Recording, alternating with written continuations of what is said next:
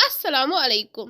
Friends, आज बनाब फुलगोबी तो माज यखन यस बनावनस मज वारिया सहल तो खेनस मज काफी टेस्टी छ गसान।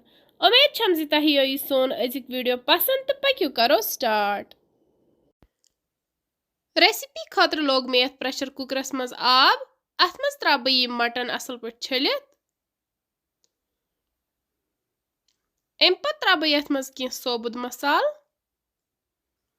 सती त्रावस बदियान चमचा अख बे त्रा अथ मज अदरक तो रोहन पेस्ट चमचा अख बे त्रावस हसब जायका नून अम पत करक बह सारी चीज असल पे मिक्स तो दिमो यथ स्टीम 5 to 6 यीस कालस यह सॉफ्ट गछ।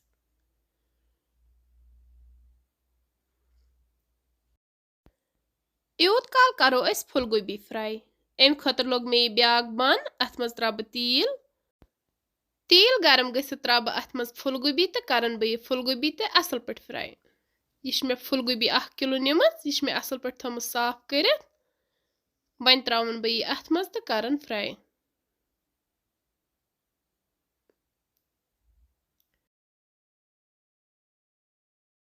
अक्सर खलक माजस बनावन अलग यखन फुलगोबी बनावन अलग यखन। आज कर मे अमन दोनवन कुन कॉम्बिनेशन अम सह टेस्ट असल गसान। तुह तह करजो घर यह जरूर ट्राई बनावन बेयो वनान कि तह किस इन सान रेसिपीज बासान।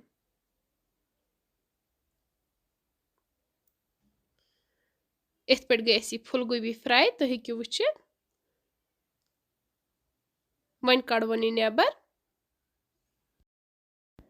अम पत कड़ो अस दोद अथ बानस मज अथ मज त्रा बह जामु दद 1 किलो छोप दित वन कर बह अथ कंटिन्यूअसली खलन खलन तोताम युताम अथ ग्रेख यी चोंच छन बिल्कुल डालुन कह।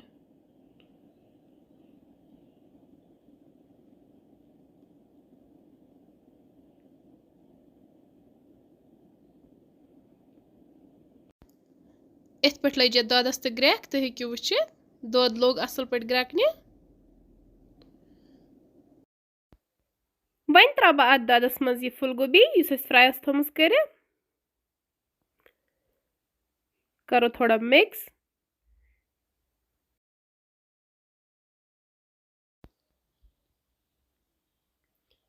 यपर किन माज तो असल पे सनोमुत वन करो अस यखनी मज ऐड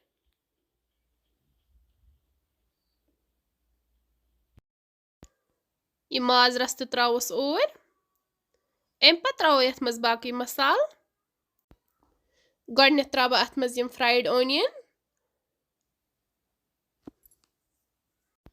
यम मे गंड थमित ब्रोट फ्राई कर अम सह टाइम बचत गसान।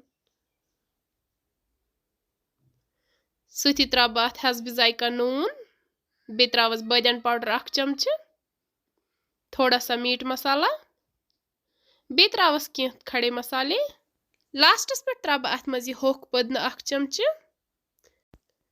करो मिक्स अम पत कर बह अथ पे ठंड बंद तो दिमो यथ पाक तोताम युताम अमिच ग्रेवी रिड्यूस गछ।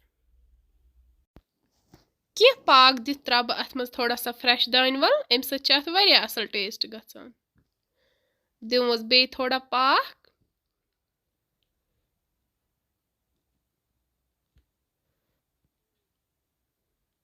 पाक दित तो हेकु वुचित मटन यखनी बिल्कुल तैयार।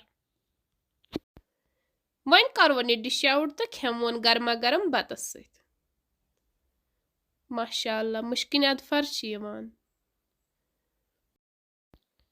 डियर फ्रेंड्स, अगर तुम सन यखन बनावन कुन त लिहाज पसंद आमत तेल कर सन चैनल शेयर तो सब्सक्राइब वीडियो कर लाइक बे दिजो पनुन फीडबैक। वन मिलो बेस वीडियोस मज बे कह डाल हे तो ताम बेहु तुह तो रबस हवाल तो अस तो रबस हवाल। अल्लाह हाफिज।